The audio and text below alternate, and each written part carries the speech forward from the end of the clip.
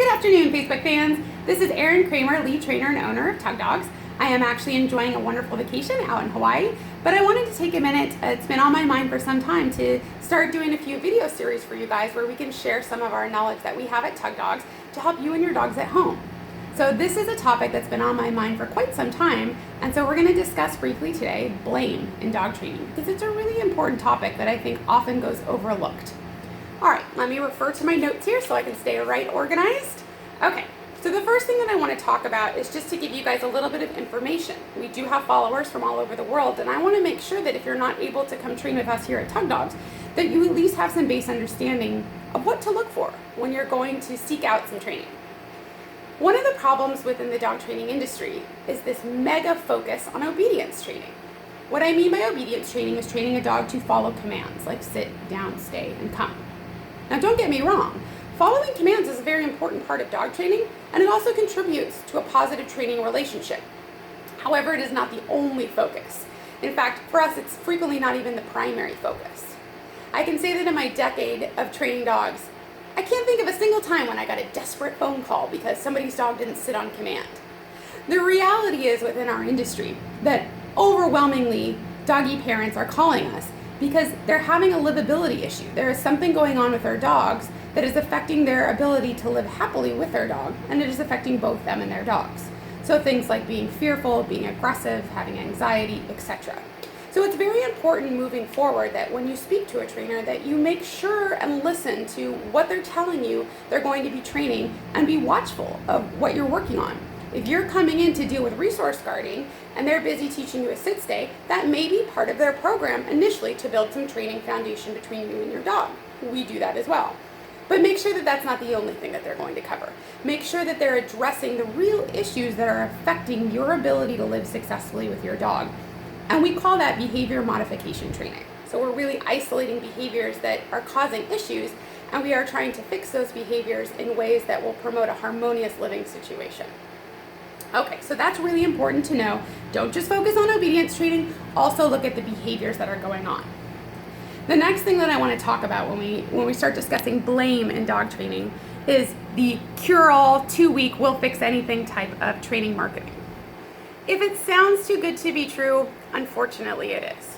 If you're seeking out a trainer and they're telling you that they can fix any problem, no matter how complicated, no matter how long the dog has had the issue, without even meeting the dog, that they will cure in 2 weeks without much effort from your part, unfortunately that sounds too good to be true, and it is.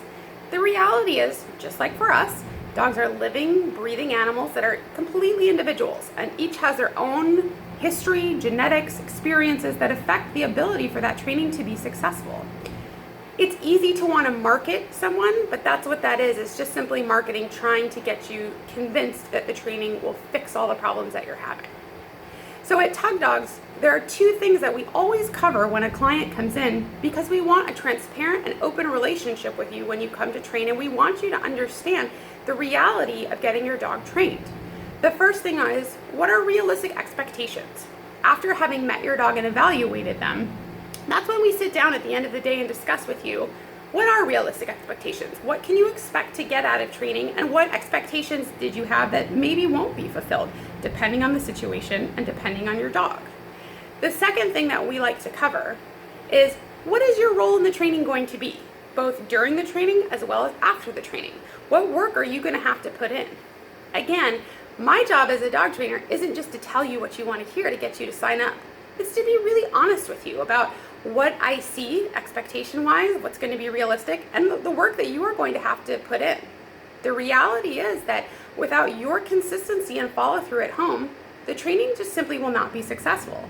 Training dogs is not programming a computer. It's very important that the dogs know that the same rules apply at home as they do during training.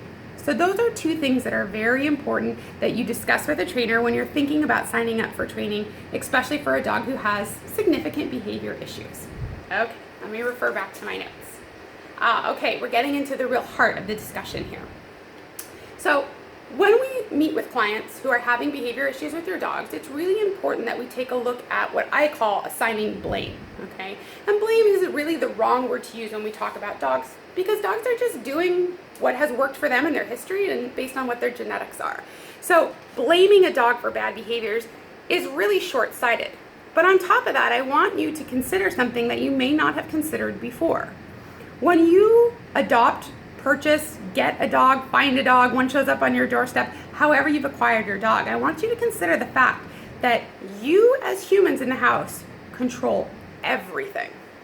You chose the dog or to keep the dog. You control who that dog sees, what other animals they are exposed to, how much exercise they get, where they live, what size yard they have, who, what, when, how, every detail of their life you are in control of.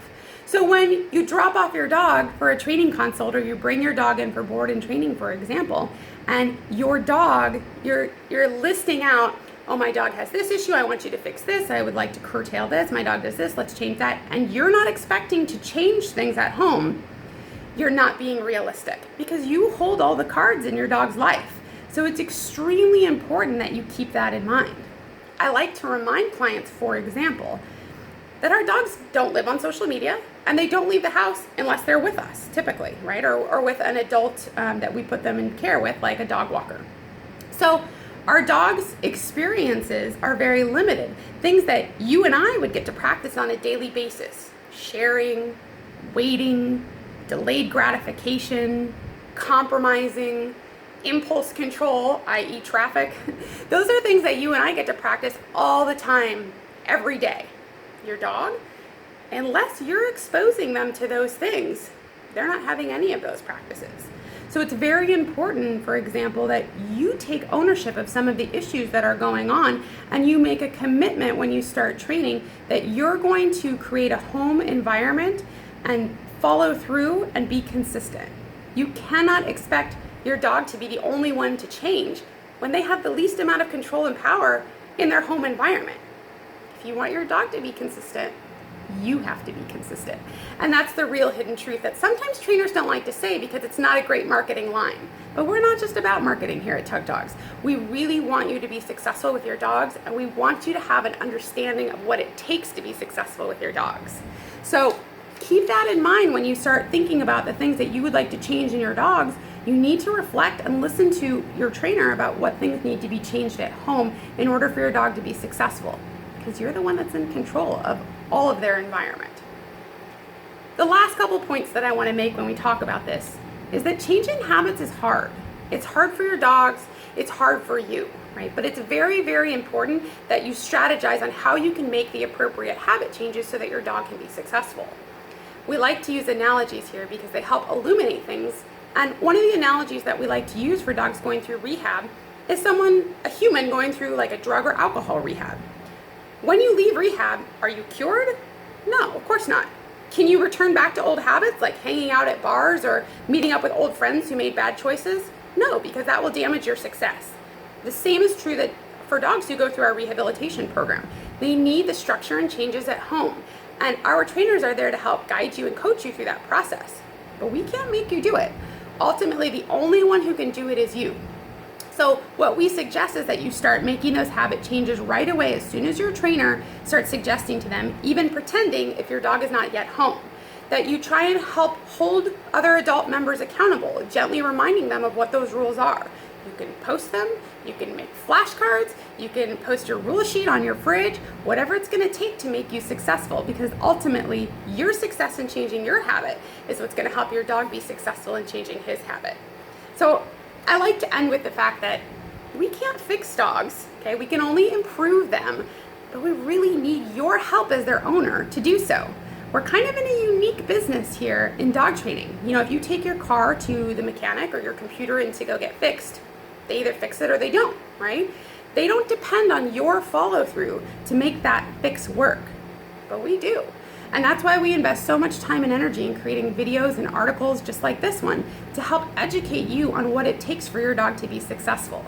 This one wasn't about a specific training task, but this one was giving you that gentle reminder that assigning blame to your dog of what him or her is doing wrong is not ideal, right? Instead, along with that helpful information to your trainer, I want you to start reflecting on how much control and power you have in the relationship with your dog. how you are in control of everything that he or her is exposed to, and how important it is that you follow through and stay committed to the training so that both of you, dog and person, can be committed and consistent. All right, guys, well, I hope that gives you some great insight.